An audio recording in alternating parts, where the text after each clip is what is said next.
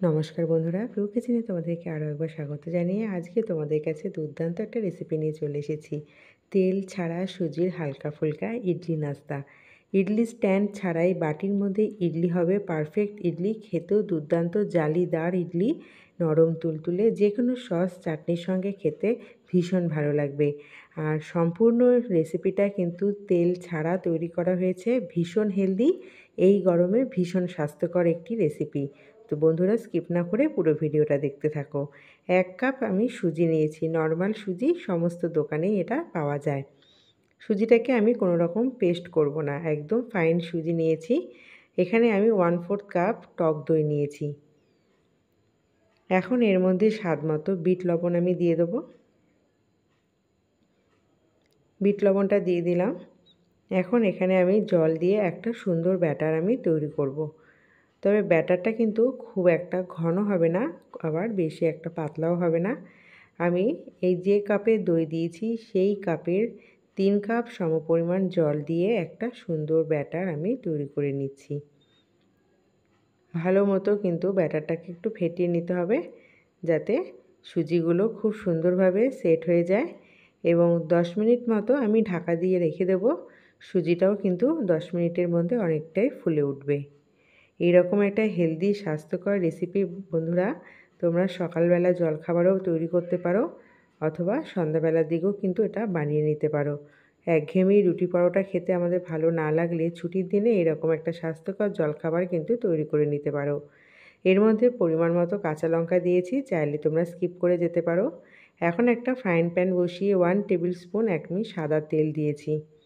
এর মধ্যে দিয়ে দেবো 1/2 টিস্পুন মতো কালো সর্ষে আর 10-12টা মতো কারি পাতা। এটা দিলে কিন্তু খুব সুন্দর সেন্ট আসবে এবং ফ্লেভারটাও সুন্দর আসবে। তাই আমি বলবো যে সবসময় কারি পাতাটা ব্যবহার করতে। আর সাউথ ইন্ডিয়ান যে কোনো রান্নাতে কিন্তু কারি পাতাটা ভীষণভাবে প্রচলিত, তাই কারি পাতাটা কিন্তু স্কিপ করলে চলবে না। কারি পাতা আর সর্ষেটা আমি একটু ভেজে নিয়েছি। এখন দিয়ে দিলাম আমি ব্যাটারটার মধ্যে, আর সুজির ব্যাটারটা আমার কিন্তু অনেকটাই ফুলে উঠেছে।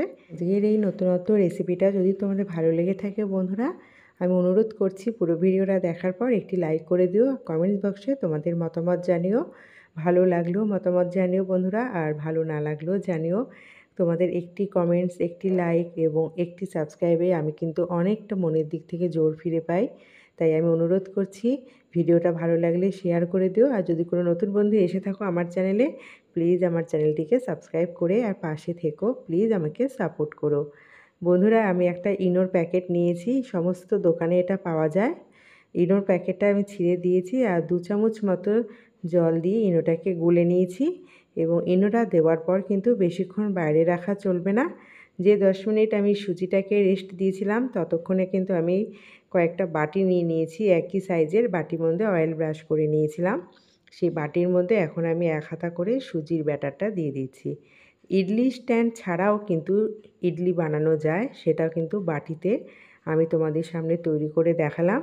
তাই অনুরোধ করছি তোমরা একবার বাড়িতে এটা তৈরি করে দেখো। আর এইরকম সাউথ ইন্ডিয়ান খাবার বাড়ির বাচ্চারা কিন্তু ছুটির দিনে খেতে ভীষণ পছন্দ করে। তাই তাদের সামনে নিত্য নতুন এরকম খাবার তুলে ধরলে কিন্তু আর বায়নাও করবে না, খেয়ে নেবে। তাই আমি বলবো বন্ধুরা, ইডলি খেতে ইচ্ছা করলে আর দেরি না করে বাড়িতে বানিয়ে ফেলতে পারো এইরকম পদ্ধতিতে।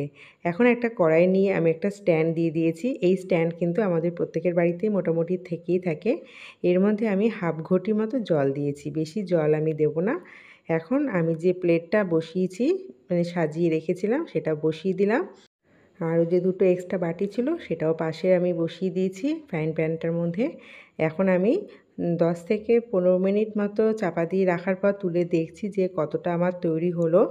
তো মোটামুটি আরও আমাকে 5-7 মিনিট মতো রেখে দিতে হবে। মোটামুটি 20 থেকে 25 মিনিট যদি ঠিকভাবে রাখা যায় বন্ধুরা, গ্যাসের ফ্লেমটাকে মিডিয়ামে রেখে, তাহলে পারফেক্ট ইডলি তৈরি হয়ে যাবে। আমার কিন্তু ইডলিগুলো পারফেক্ট তৈরি হয়ে গেছে। একটা ছুরির সাহায্যে আমি তোমাদের সামনে দেখাচ্ছি। তো বন্ধুরা আমার ছুরিটা কিন্তু ক্লিন বেরিয়েছে, তার মানে ইডলিটা তৈরি হয়ে গেছে। টোটাল এখানে 20 মিনিট মতো রাখলেই কিন্তু ইডলিটা তৈরি হয়ে যাবে। এখন ঠান্ডা হয়ে গেছে বাটিগুলো, আমি এখন তোমাদের সামনে খুলে দেখাচ্ছি। ছুরি দিয়ে চারিপাশটা একটু খুলে নেবে, দেখবে যেহেতু অয়েল ব্রাশ করা আছে বন্ধুরা, সুন্দরভাবে ইডলিটা কিন্তু বেরিয়ে আসবে। দেখো কি সুন্দর হালকা ফুলকা জালিদার ইডলি কিন্তু তোমরা বাড়িতে তৈরি করে নিতে পারবে। তার জন্য কোনো রকম আর ইডলি স্ট্যান্ডের প্রয়োজন পড়বে না, এবং বাড়ির ছোট বড় প্রত্যেকের সুন্দর একটা স্বাস্থ্যকর জলখাবার। তাই আমি অনুরোধ করছি একবার বাড়িতে এইভাবে বানিয়ে দেখো, দুর্দান্ত খেতে লাগবে। রেসিপিটা ভালো লেগে থাকলে অবশ্যই লাইক কমেন্ট শেয়ার করো বেশি বেশি করে।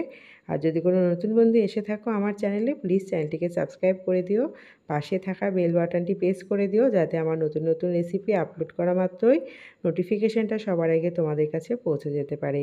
আমার সঙ্গে থাকার জন্য তোমাদেরকে অসংখ্য ধন্যবাদ জানিয়ে আজকের মতো রেসিপিটা এখানেই শেষ করছি। আবার চলে আসবো নতুন একটা রেসিপি নিয়ে। টাটা।